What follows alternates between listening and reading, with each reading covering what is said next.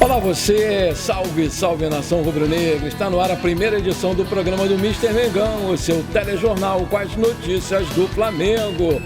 Duas excelentes notícias hoje para o Flamengo. Tite vai de time misto hoje contra o Volta Redonda no Maracanã pelo Campeonato Carioca. Dorival Júnior tem 3 jogadores do Flamengo na mira para a seleção brasileira. Oposição ameaça melar candidatura e banir do clube o ex-presidente Bandeira de Melo pela tragédia do Ninho. Essas e outras você confere agora. Fica comigo até o final, porque aqui tem muito mais Flamengo pra você. Hoje tem Flamengo e Volta Redonda em jogo atrasado pela terceira rodada e o Flamengo defende a sua invencibilidade no torneio estadual. Ocupando a terceira posição com 12 pontos, com 3 vitórias e 3 empates, 66% de aproveitamento com 8 gols marcados e apenas 1 sofrido. Se vencer hoje, vai se consolidar no G4. Vale destacar que a nossa defesa não sofre gols há 4 jogos seguidos, o que não acontecia desde 2022. A bola vai rolar a partir das 16 horas, horário de Brasília, aqui no Maracanã, com transmissão da TV Bandeirantes em canal aberto, da Band Esportes em canal pago e no canal Gold, no YouTube de graça. A primeira excelente notícia é que o Meia de la Cruz treinou normalmente e fica à disposição do técnico Tite para essa partida. E a segunda boa notícia, excelente notícia, foi a que mais agitou o Flamengo nos treinamentos dessa sexta-feira. A estreia do Matias Vinha nesse jogo contra o Volta Redonda. O lateral treinou de maneira integral com o grupo e está apto para entrar em campo hoje e vai usar a camisa número 17. O Vinha comentou sobre a sua expectativa. Coloca aí, produção. Eu me estou sentindo muito bem. A adaptação aqui de volta em Brasil, com o calor muito pesado, mas o treinamento eu estou sentindo cada vez melhor no campo, com os companheiros e nada, isso acompanhando dia a dia para ir melhorando e estar perto de já o estreio. Muita ansiedade, estou esperando já. Os últimos 2 jogos acompanhei fora e já se veia a torcida no Maracanã, dava vontade de estar dentro do campo ajudando os companheiros, mas infelizmente não pudimos estar.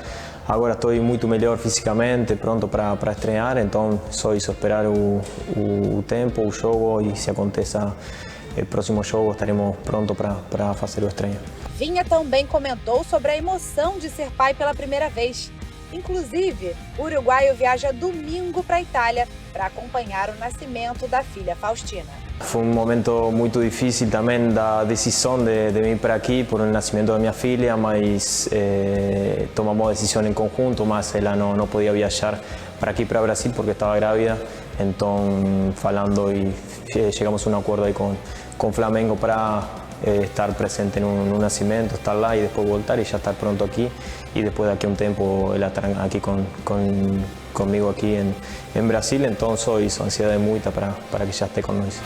O primeiro reforço do Flamengo na temporada 2024, Nicolás de la Cruz, já conquistou grande parte da torcida rubro-negra. Até o momento, ele participou de 3 jogos oficiais com a camisa do Flamengo e, conforme levantamento do site SofaScores, os números dele até aqui contra Sampaio Correia, Vasco e Botafogo são esses. Nesses 3 jogos foram 2 finalizações, uma no gol, 5 passes decisivos, 83% de acerto no passe, 75% no passe longo, que é um percentual acima da média para essa posição, 100% de acerto nos dribles, também acima da média para a posição, 18 duelos ganhos, também uma média acima para a posição.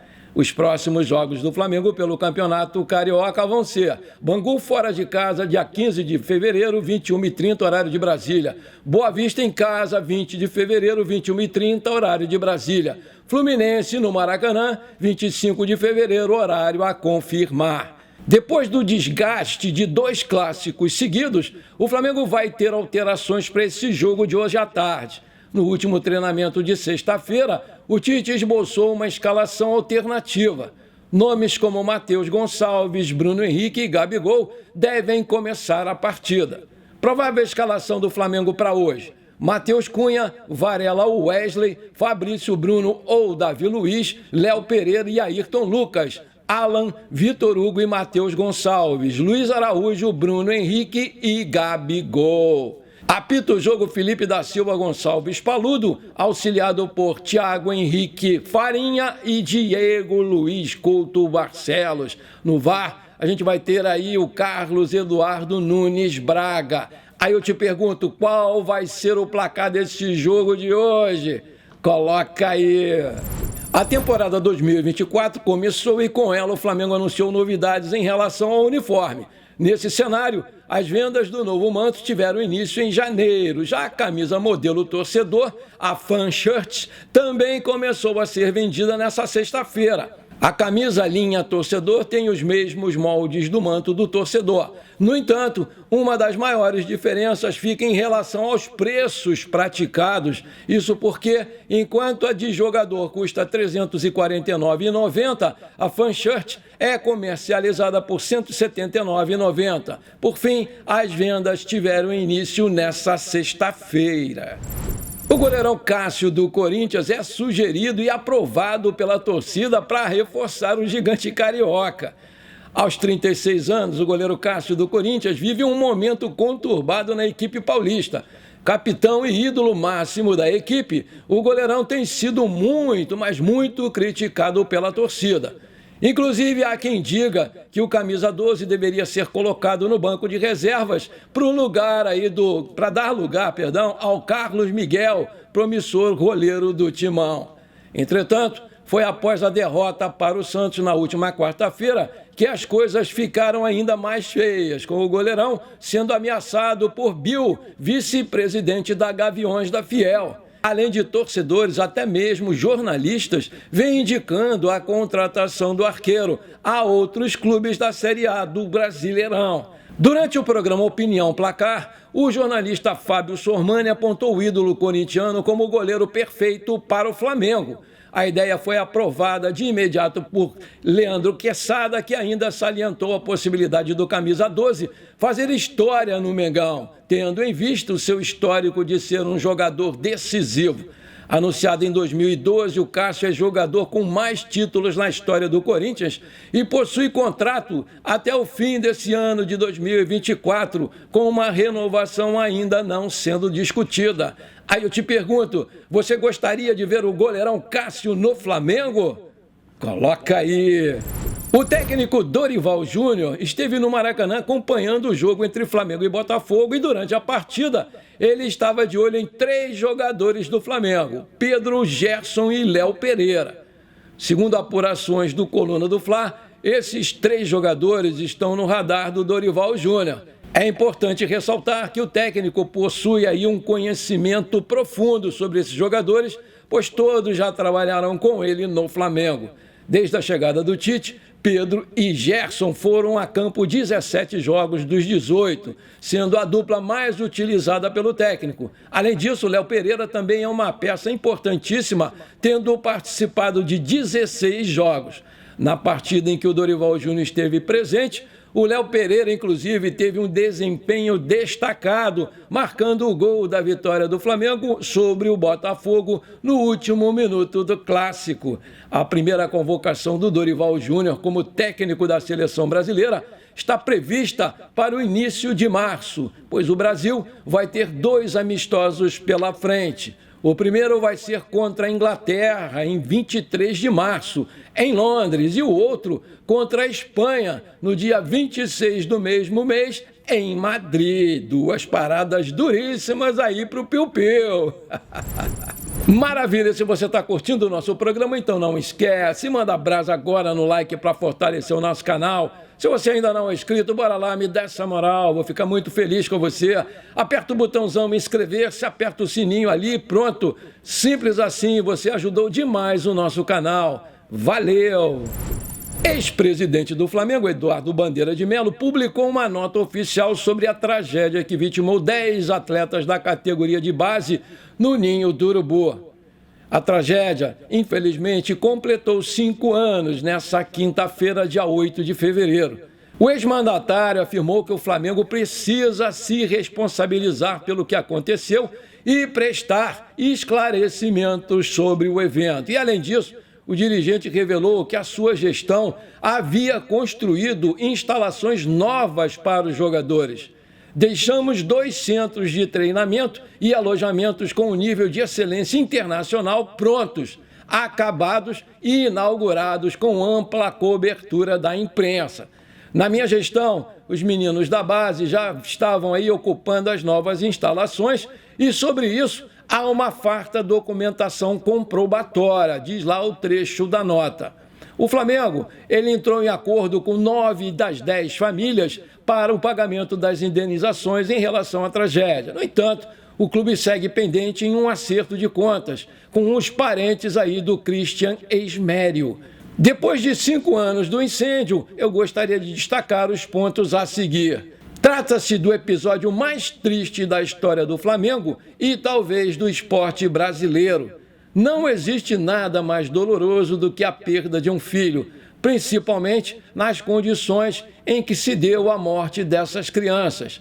Entendo que todas as informações relativas à tragédia devem ser aprofundadas e amplamente divulgadas para subsidiar a apuração dos fatos e para que não se deixe cair no esquecimento desse fato tão lamentável. O processo que corre na Justiça do Rio é público, traz muitas informações, pareceres e depoimentos, e a sua leitura, de preferência com um bom assessoramento jurídico, é a melhor forma de esclarecimento sobre os lamentáveis fatos do dia 8 de fevereiro de 2019. Inclusive sobre nossas respostas ao Ministério Público e sobre os relatórios que atestaram o progresso e a melhoria de qualidade constantes das instalações destinadas à base desde 2014 até a ocupação do módulo definitivo em 2018. Recomendo especial atenção aos novos fatos que vieram à tona na última audiência de instrução ocorrida em agosto de 2023. Eu já me pronunciei algumas vezes sobre a tragédia e seus desdobramentos. Eu não era mais presidente do clube e nem participava da sua gestão desde dezembro de 2018.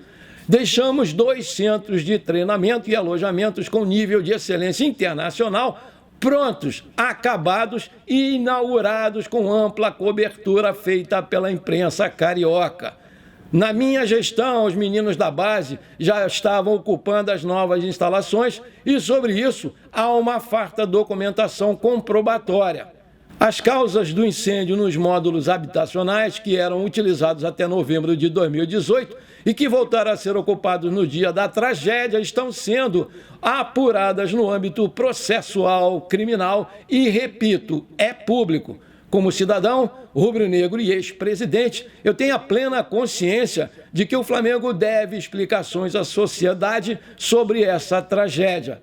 É fundamental que todas as informações que possam levar às causas e aos eventuais responsáveis por esse incêndio sejam disponibilizadas à opinião pública de maneira estruturada e totalmente transparente.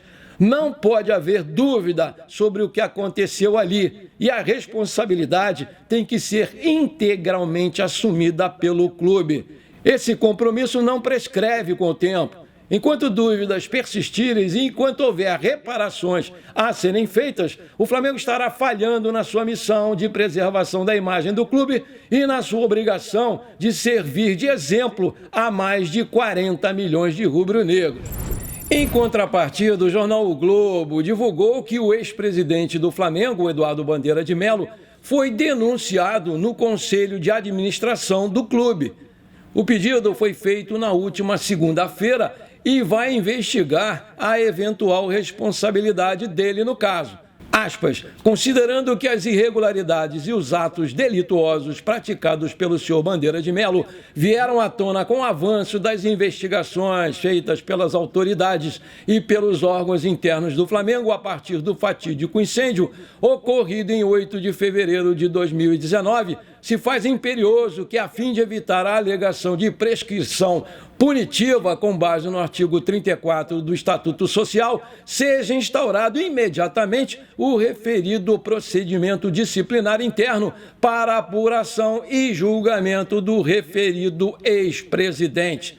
Em ano de eleições vale tudo, né, pessoal? E como a situação sabe que o ex-presidente Bandeira de Mello já se pronunciou que vai se candidatar para ser novamente presidente do Flamengo e tem o grande apoio da torcida rubro-negra, é considerado favoritaço. A oposição do clube aproveita a tragédia do Ninho do Urubu para querer evitar aí essa candidatura do Bandeira de qualquer maneira. Vamos aguardar as cenas dos próximos capítulos.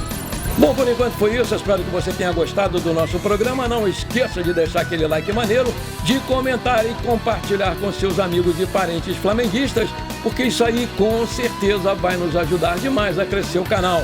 Um forte abraço para você que ficou comigo até aqui. Muito obrigado. Pra cima deles hoje, Mengão, 3-0, tá bom.